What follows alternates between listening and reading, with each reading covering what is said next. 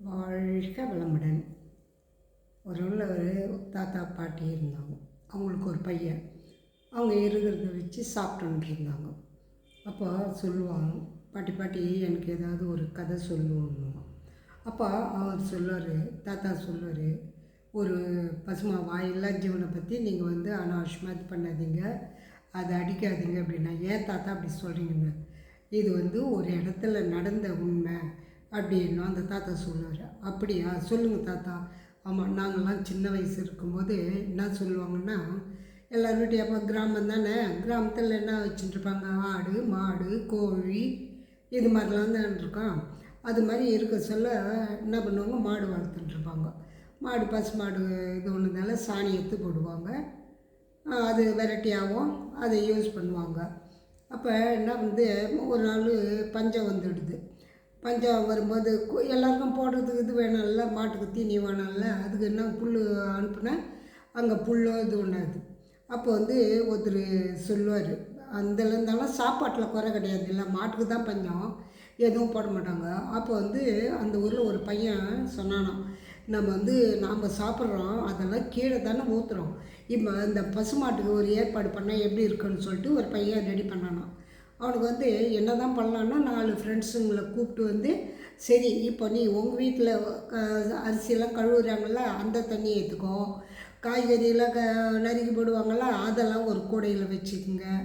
அது மாதிரி ஒவ்வொரு வீட்டையும் ஃப்ரெண்ட்ஸுங்கிட்டலாம், ஏன்னா முதல்ல யாரும் சொன்னால் கேட்க மாட்டாங்களே பெரியவங்க, அதனால பசங்க அவங்கவுங்க வேலையை செய்யும்பா, நம்ம ஸ்கூல் போயிட்டு இந்த வேலையில் அம்மாக்கிட்ட சொல்லிட்டு போய் தனியாக இருக்க சொல்லு, நீ சாயந்தரம் நான் ஒரு தெருவில் ஒரு இது பண்ணுவோம், எது 4 செங்கல் வச்சு ஒருத்தர் கூப்பிட்டு சிமிட்டி போட்டு தொட்டி மாதிரி வச்சுருவோம். 2 தொட்டி வைக்கலாம், ஒரு தொட்டி தண்ணி குடிக்கிறதுக்கும், ஒரு தொட்டியில் காய்கறி போட்டு அதெல்லாம் வைக்கலாம். கீரைலாம் போடுறாங்களா, கீரைலாம் வேஸ்ட்டாக தானே கீரை போடுறாங்க, எல்லாத்தையும் போடலாம்ப்பா அப்படின்வாங்க.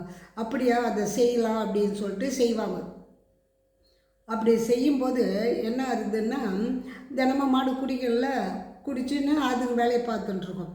அப்போது ஒரு முறை மாடுலாம் எதுவும் இல்லைன்னு சொல்லிட்டு வெளியே போகும்போது அங்கெல்லாம் போஸ்டர்லாம் ஒட்டியிருப்பாங்கள, அதெல்லாம் பார்த்தோன்னே அதை தின்ன ஆரம்பிச்சிது. உடனே இவங்களுக்கு ரொம்ப கஷ்டமோ, இது இதுவால் தானே அது போய் சாப்பிடுது, இனி அந்த பக்கம் போகக்கூடாதுன்ட்டு அப்போ சொல்லுவாங்க, போஸ்டர்லாம் ஒட்ட வேணாம், இங்கே வேணாம், இந்த இடத்துக்கு மட்டும் வேணாம், முதல்ல எங்கள் மாடு நல்லா இருக்கட்டும் அப்படின்னு சொல்ல. அப்புறம் அதை விட்டுடுவாங்க. என்ன பண்ணாங்க, இன்னொரு ஊரில் இருக்கிற மாடுலாம் இந்த போஸ்டர் சாப்பிட்டு எல்லாம் விட்டு நோய் வர ஆரம்பிச்சிச்சு. ஆனால் இவங்க ஊரில் இருக்கிற மாடு மட்டும் நல்லா சாப்பிட்டு நல்லா தீனியாக சாப்பிட்டுதா இல்லையா, பசும்புல் கிடைக்கலனா கூட இவங்க போடுற தீனியை சாப்பிட்டு நல்லா இருந்தது. அப்போ சொல்லுவான், அந்த மாடு தெத்திக்கின்னு வரும்.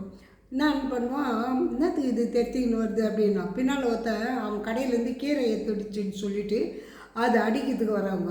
இதை கொன்னே போட்டுடணும்னு சொல்லிட்டு வேகமாக ஓடிடுறாங்க. அது தெத்திக்கின்னு வரையும் வரவன் இந்த கிராமத்தில் இருக்கிற பசங்க எல்லாம் கடைக்கு போயிருக்கல, அப்புறம் இதுங்க லக்ஷ்மி லக்ஷ்மின்னு கத்தும். அந்த மாடு அது கேட்டுட்டு அப்படியே நின்றுடும். எல்லாம் பயந்துன்னா இந்த பசங்க லக்ஷ்மி தான் சொல்லிச்சு, அவ்வளோ வேகமாக வந்த கொம்பு அவ்வளோ பெருசுக்குது, இருந்தாலும் அது இடிக்காது நிற்கிது அவன் பக்கத்தில், எப்படி அன்பா அப்படின்னு சொல்லிட்டு எல்லோரும் பார்ப்பாங்க. என்ன ஆச்சுப்பா அப்படி, உங்ககிட்ட வந்த மாட்டா நீங்களே சின்ன பசங்க தானே, உங்ககிட்ட வந்தால் சைலண்ட்டாக இது என்ன ஆச்சுக்கணும்.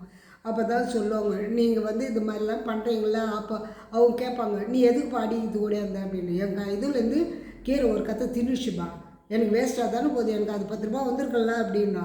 ஐயா, அது மாதிரி சொல்லு, ஒரு 10 ரூபாய்க்கு பார்க்குறீங்களா, அது வாயில்லா ஜீவன் தானே, தெரிஞ்சால் செய்யுது, பசின்னு தானே வருது, அதுக்கு போய் அடிக்க வரீங்களே, என்னங்க அந்த 10 ரூபா நாங்கள் கொடுக்குறோன்ட்டு பசங்க ஆளுங்க 1 ரூபா போட்டு இருந்தாங்க நான் கொடுக்குறேன். வேணா ஐயா, உங்களால் நான் திருந்தனே, ஒரு வாயிலா ஜீவன் கூட என்னால் ஒரு சாப்பாடு போட முடியலன்னு எனக்கு வெக்கமாகுது உங்களை பார்த்து அப்படின்னுவோம்.